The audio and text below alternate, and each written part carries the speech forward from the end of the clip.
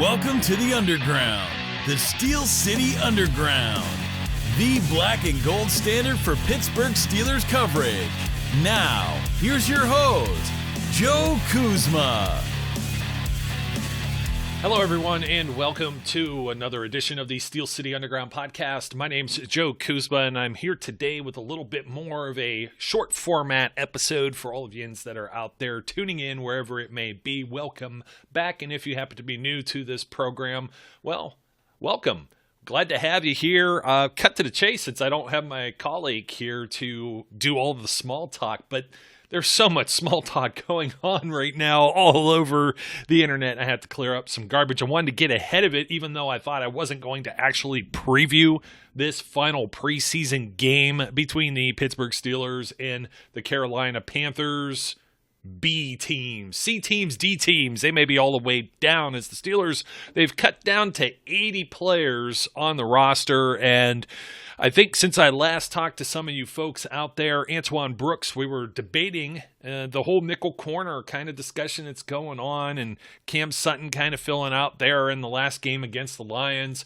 Brooks, I saw him several times at training camp icing. I believe it was a hamstring. It looked like the hamstring. I think it was his left leg, but waived with an injury designation, clears waivers. There is speculation that he may return to the Steelers, boomeranging back around. Kind of an odd move if they still wanted to kind of hold on to him. So we're all kind of in speculation as to what's going on here. And obviously we were debating as to whether or not he would have enough time to get on the field and do some stuff, and now it doesn't look like he will be. So interesting kind of development there with the Steelers, considering that they gave him the first team reps to in their search to replace Mike Hilton. So that's where we've been this offseason, and it may just end up being Cam Sutton, the guy that they chose and re-signed. Back, they had no cap money. Then all of a sudden David DeCastro is gone, Vince Williams is gone, all these different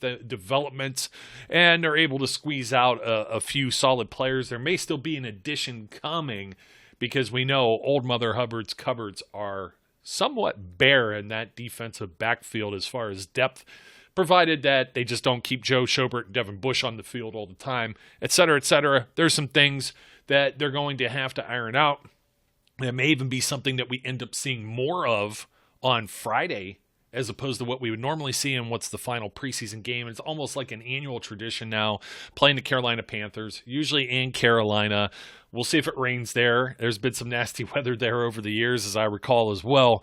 And there's lots of nasty comments to go along with some of this stuff. So Antoine Brooks was kind of an interesting topic, and all of a sudden people are now kind of like poo-pooing all over Cam Sutton. Stop doing that. I think he's a fine player, and we're going to find out more about him this season and his playmaking ability. I think the Steelers defense is still fine. It's always about depth. You can't have an all-star team as your backups, and that goes all the way from the quarterbacks, which, yes, I'm going to talk about the quarterbacks one more time because it's just driving me bonkers. Running back as well, we kind of touched on that. We're finding out that Benny Snell, he's going to finally get some reps in this final game. Does that mean his job is or isn't on the line? I'm going to say his job is not on the line. I know people think I'm absolutely crazy for saying this. The Steelers may even keep 4 running backs. It all depends, especially looking at the way this is shaping up with the DBs. And Trey Norwood looks like maybe he's ascending into a safety role there too. We were talking about that, so that may be another spot where there's some fluctuation. It may allow to have Benny Snell on the field. So Benny Snell football, we'll see what that's going to look like. Does he have to wow or impress? I don't know. I think he just needs some reps in a real game situation. And there's even speculation from some of the sports writers, some of the media out there that say he's still the primary option at backup for the Steelers. I do find that kind of surprising. I think a lot of people are thinking Kalen Ballage, hey, he's a veteran. They brought him in here. But again, Kalen Ballage, he's just... I don't have anything against Kalen Ballage. Again, it's a matter of business. It's a matter of numbers. They're only going to keep so many spots. They're only going to keep so many players. And that's where a lot of my kind of sense for what the Steelers might do. That's where it's coming from. I mean, he played for the Dolphins, he played for the Jets. These weren't great teams. Maybe that reflected on his play, but a stronger player you would think would ascend above that. He was with the Chargers the Chargers and the Jets last season. His first 2 years in the league with Miami. And overall, I mean, Miami averaged 5.3 yards per carry in 2018. Didn't have a whole lot of rushes, though. 36 for 191, 74 for 135 the following year, but 1.8 average. I mean, nobody could get anything really going in that Dolphins backfield. What a dumpster fire year as they're continued to rebuild this roster. And then with the Jets, he only had, 3 carries for 13 yards. The Chargers, he got a little more work, 88 for 293 touchdowns, and then also 20 receptions for 99 yards. So maybe career resurgence. Maybe he finds the Steelers see something.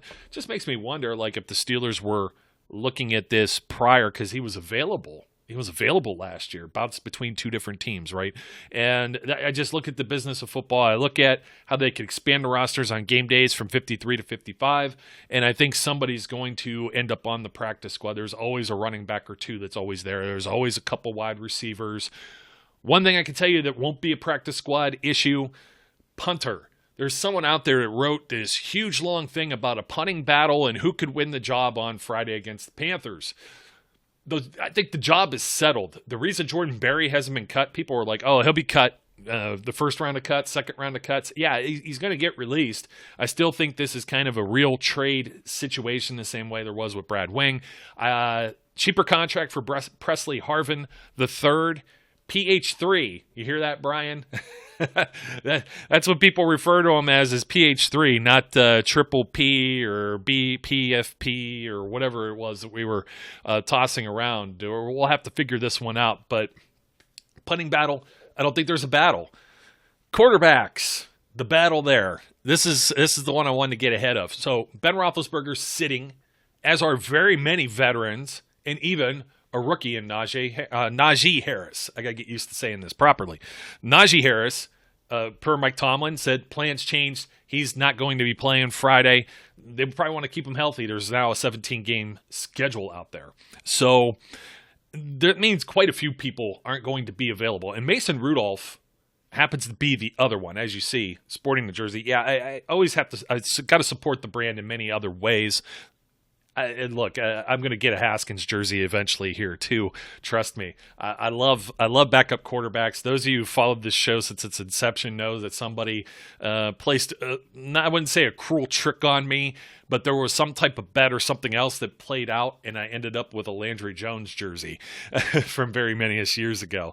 So I'm not anti-backup quarterbacks because I understand where they're coming from and what they need to do. And when you look at the numbers that Rudolph and Haskins have put up this preseason and or in their regular season play, they're very similar in very many ways. Some of them have an edge versus the others, and I also compiled some other numbers for you folks based on all of the drives that these players have had in the preseason, that being Haskins and Rudolph. So Rudolph sitting doesn't mean I think that Haskins is going to ascend to the backup quarterback position. Now, if you follow me on Twitter, you may have seen some back and forth with one of my friends and colleagues out there, Jim Wexel, who is part of 247sports.com, the Pittsburgh Variety. And Jim believes that there's still an open battle, and I trust Jim's opinion immensely. I respect Jim. He's been doing this for 25, 30 years. He's around everybody all the time. If he says something like this, I tend to bend my ear and listen. So I've got to see if what Jim's saying comes to fruition here. He says a strong outing by Haskins means he could overtake the backup quarterback position, but I never once really heard the Steelers mention that this was an open battle. You hear this around other camps all throughout the NFL, and I don't necessarily think that they think that Rudolph did a bad job. So why is Rudolph sitting for this game? Could be any number of reasons. Will they make the trip? You've got all of the COVID protocols and things. We're seeing it happen all over the league now. Buffalo wide receivers, Cam Newton, this, that, and the other thing. It's going to play havoc with hopefully not scheduling anymore. The Tennessee Titans popped up on there again, and I just have nightmares of that happening last year with the Steelers getting their whole calendar upended. But it's going to play with some depth charts, going to play with playing time and things like that. I believe that they don't want to see Mason get hurt either. I also think they feel that maybe Haskins needs more reps. There was a comment by Kevin Colbert, the Steelers general manager, several months ago, maybe not even several, but it was somewhere during this offseason process, maybe even leading into training camp, that talked about Haskins being raw, Haskins coming out of college too quick, as you know, like a one-year starter at Ohio State. Can't blame him for that. He becomes a first-round draft pick. Get paid, right? But then almost like out of the league. Nobody wanted him, and then the Steelers end up picking him up after the fact, after the season's over. Adam, somebody said that's because they don't trust Mason Rudolph. I said, I don't think that's necessarily true. We just know from the Dan Marino experience and him not coming to Pittsburgh from Pitt, being drafted by the Steelers and replacing Terry Bradshaw, how that was painful for a very long period of time, from your Mark Malone to Bubby Brister to, who else? So we mentioned them all the time. Like Kent Graham was signed for like a record contract way back when. It was like 3 years for $15 million or something that's like so insignificant now when it comes to money. And let's see, Cordell Stewart. But even with the backup quarterbacks, a lot of people loved Charlie Batch. Charlie Batch was a hard guy to get rid of. Didn't necessarily always have the greatest outings, didn't throw the ball more than 20 times, had a great defense, had a solid running game usually to hand off to. He had like one or two, maybe three big games, one big start against Tampa. He had some relief duty, I want to say, against the Packers. He won a game, led a game-winning drive. It was still a field goal, but still got the Steelers in position against the Baltimore Ravens many years ago on the road. We have very fond memories of that, but there were times where the Steelers were still adding quarterbacks. Byron Leftwich, twice. Byron came and gone and then came back again. Dennis Dixon. And then eventually Bruce Gradkowski, Landry Jones. So they still bring people in. Zach Mettenberger, Paxton Lynch. They're still kick the tires on some of these players to see what they might be able to offer, especially at QB3 position. The guys aren't active on game days. They're not getting a helmet. Very seldom will the third quarterback ever get into games, so there's no reason to ever really have them active on game days as part of the active players. So you have your inactives, usually like a lineman, the third tight end. There's players like that, right? And the quarterback is always in that position. A lot of people say, well, you always saw Josh Dobbs who's sitting there. Yeah, I think Josh Dobbs is incredibly intelligent. I think he may be more of a player coach than player. And so I don't think that this is necessarily Josh fighting to get his position here. I think his position and role was always known. I do think there may be space for him on an expanded practice squad with the same rules as last year, to work with the scout team and to help in the quarterback room, to help with film and everything that goes into practice and putting together your game plans. Absolutely. Bright, intelligent guy with some experience. He's going to be there, but you're not going to have him leapfrog either Rudolph or Haskins. These guys, I don't even want to say QB2, QB3, but I would pretty much assume at this point, somebody said, what makes it so obvious that Rudolph is the guy? Well, he's got the contract for next year. They still have the contractual rights for Dwayne Haskins.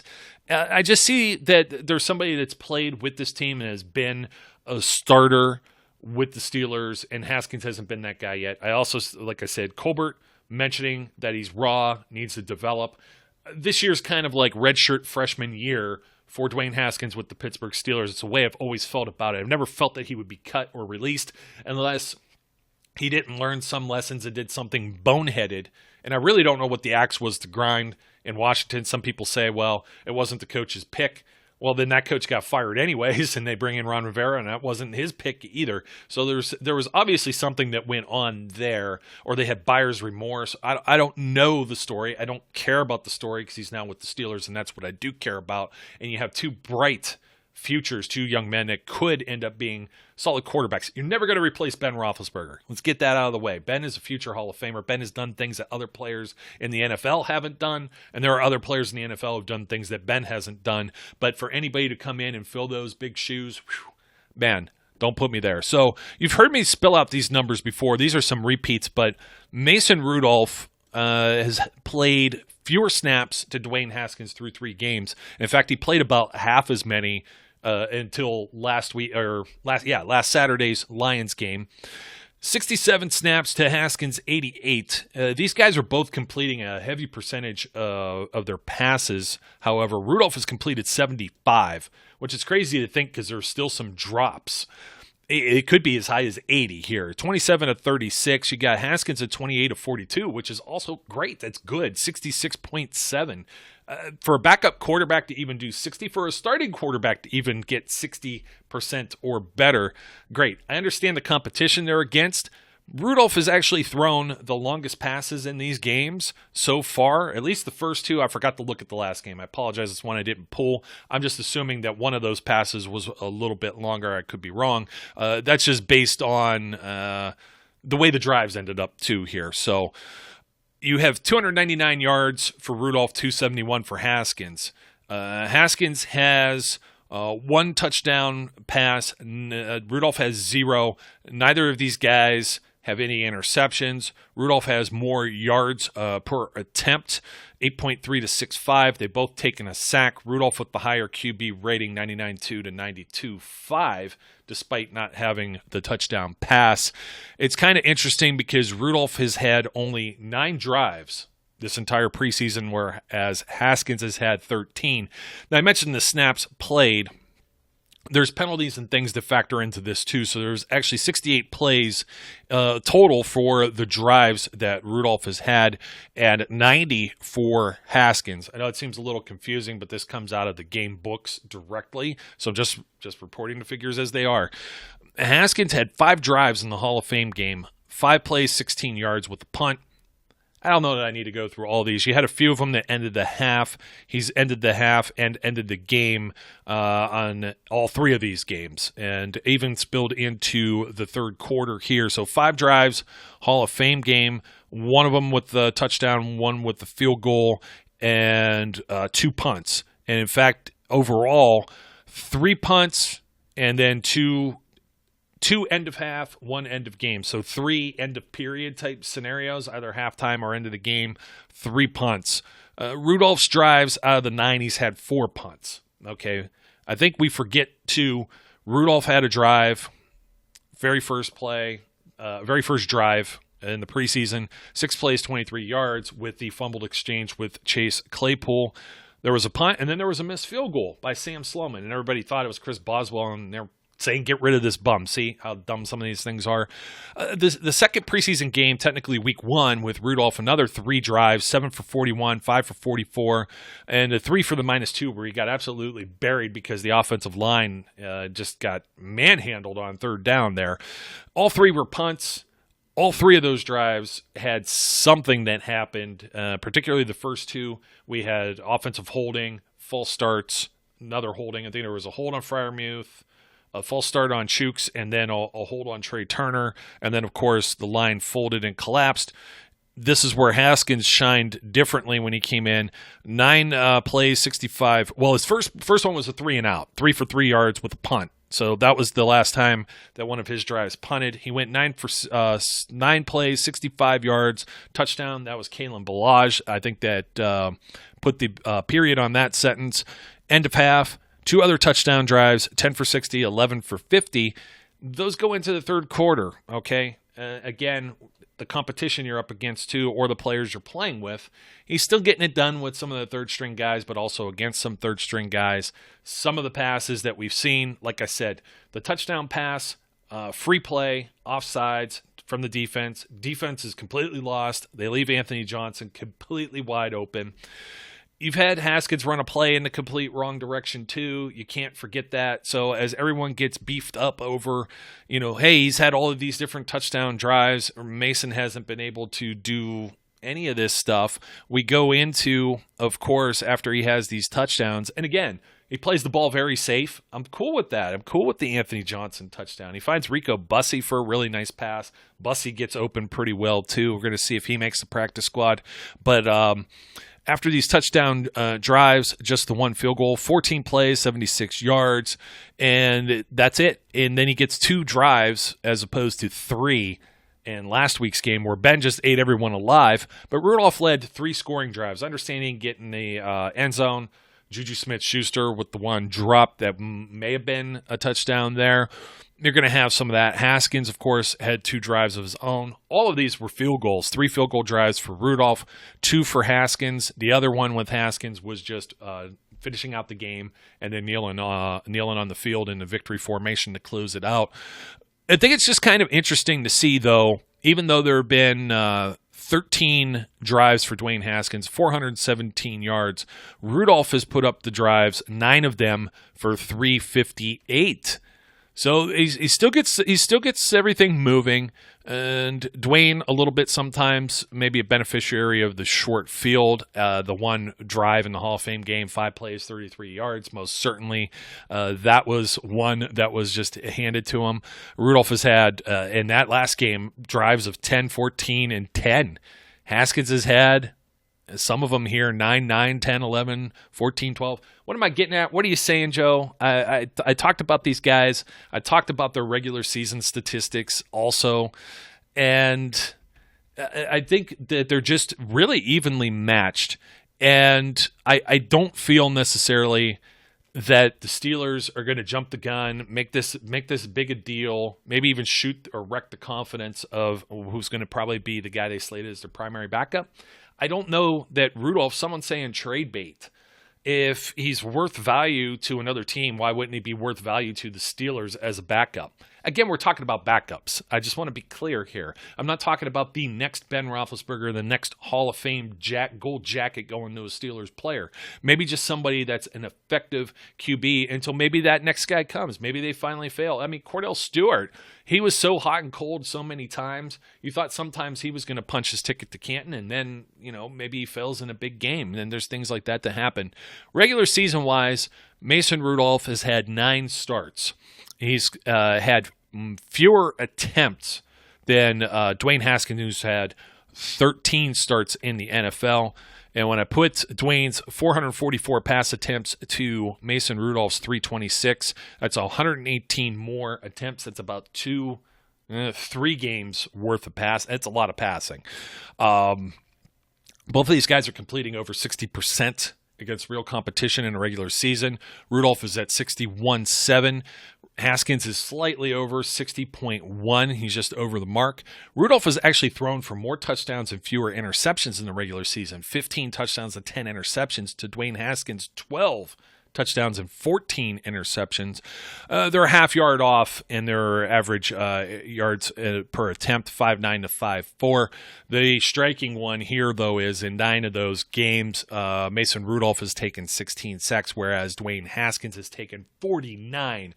Holy cow. So maybe, I don't know, he's just not reading the defenses right. Was that part of Washington? Maybe he matures more. Maybe that development comes. These are all the things I want you to consider as you're saying, well, this guy's a bum, get rid of him. On either side, I've seen people say that about Rudolph. I've seen people say that about Haskins. And then I look at you and say, why? Keep them both. No, it's not costing you anything this year. Probably not going to cost you a whole lot next year. $5 million for a quarterback as a backup. If you've seen what Chase Daniel and some of these other guys make, Colt McCoy, maybe not this year, but like the year before, I forgot the deal. He ain't 3 years, whatever. He was making that or more per year on average with guaranteed money.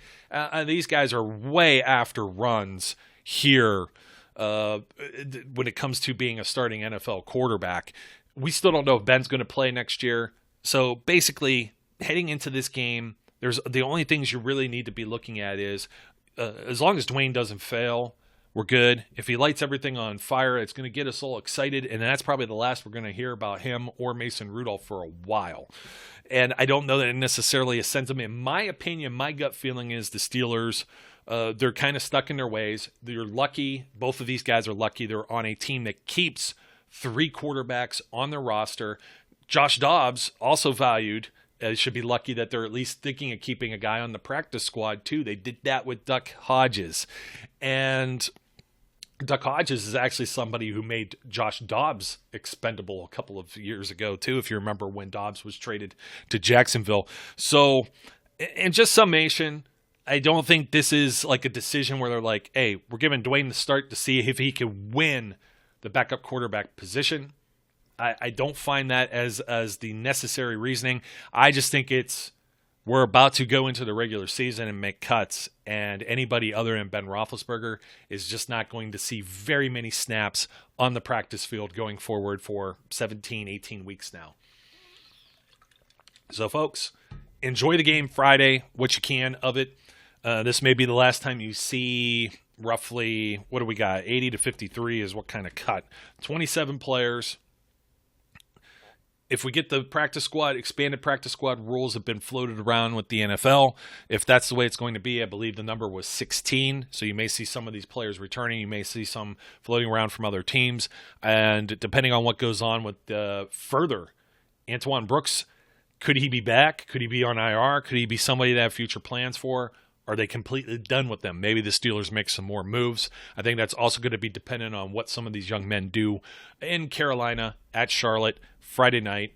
And I guess we're just going to look and evaluate, and hopefully we have some good things to look at, because this final preseason game, it could usually be rather ugly. And I do believe that right now, with the 4 quarterbacks on the roster, you've not really had a lot of ugly preseason football for the first time in a long time in memory. The last few years has kind of been that way, even with Duck Hodges.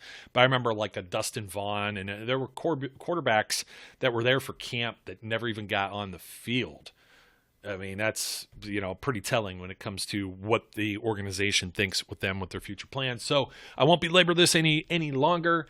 Thank you for tuning in. Thank you for supporting the product at SteelCityUnderground.com and the Steel City Underground podcast. My name's Joe Kuzma. Don't forget to like, comment, and subscribe. And until next time, as I encourage everyone out there, always to be safe, be good, and we'll catch you later. We would like to thank you for listening and remind our listeners to follow us on social media and our website, www.steelcityunderground.com.